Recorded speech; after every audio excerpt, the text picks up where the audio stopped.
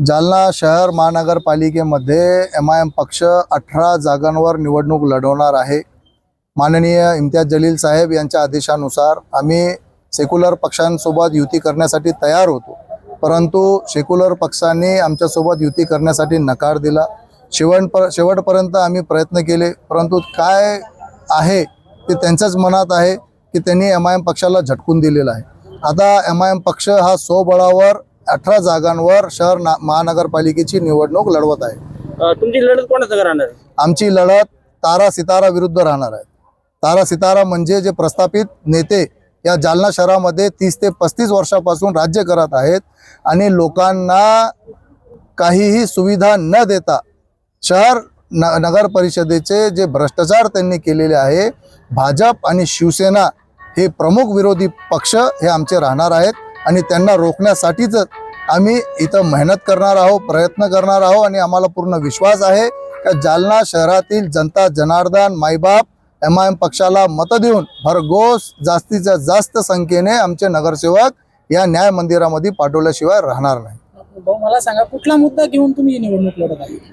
मुद्दे या शहरामध्ये भरपूर आहेत। सर्वात मोठा मुद्दा जर तुम्ही या शहरामध्ये बघितला तर धुळीचा मुद्दा आहे, स्वच्छताचा मुद्दा आहे आणि पाण्याचा मुद्दा आहे। या दोन्ही नेत्यांनी, दोन्ही तारा सिताऱ्यांनी आम्हाला, आमच्या जनतेला हा विश्वास दिला होता की आम्ही तुम्हाला 1 दिवसाआड पाणी देणार, परंतु जालन्याला 15 दिवसाआड पाणी येतो, 20 दिवसाआड पाणी येतो। जर आपण बघितलं तर भाग्यनगर आणि प्रीतीसुधा नगर तिथं तुम्ही जा तर असं वाटतं की आपण आता दुबईला आलो का स्वित्झर्लंडमध्ये आलो। रोड, नाली, रस्ते, पाणी, पददिवे सगळे चालू आहेत।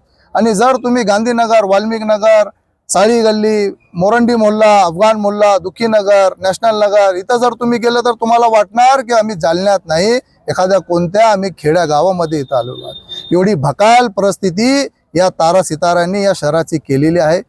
याच्यासाठीच MIM पक्ष हा निवडणूक लढवणार आहेत आणि आम्हाला पूर्ण विश्वास आहे, जसे बॅरिस्टर असदुद्दीन ओवैसी साहेब सर्व समाजाचे प्रश्न संसदेत मांडतात, त्याच प्रकारे आम्ही सर्व समाजाला सोबत घेऊन MIM पक्ष हा ही निवडणूक लढवत आहे। MIM चे किती फायर ब्रँड नेते जालन्यात येणार आहे? MIM चे सर्वात मोठे फायर ब्रँड काय म्हटलं तुम्ही? Fire brand. मी तर त्यांना फायर ब्रँड नाही म्हणणार, मी त्यांना आमचे स्फोटक म्हणणार, कारण की बॅरिस्टर असदुद्दीन ओवैसी साहेब झाले, आमचे माजी खासदार इम्तियाज जलील साहेब हे सुद्धा जालना शहरात येणार आहेत। हैदराबादचे जेवढे आमदार आहेत ते सुद्धा या जालना शहरामध्ये प्रचारासाठी येणार आहेत आणि नवीन जे बिहारमध्ये जे आमचे आमदार निवडून आलेले आहेत ते सुद्धा हा जालना शहरामध्ये आमचा प्रचार, पक्षाचा प्रचार आणि जनता जनार्दनला समजवण्यासाठी आणि दाखवण्यासाठी की तुम्ही MIM पक्षाला इथून निवडून द्या, याच्यासाठी ते जालना शहरात येणार आहेत।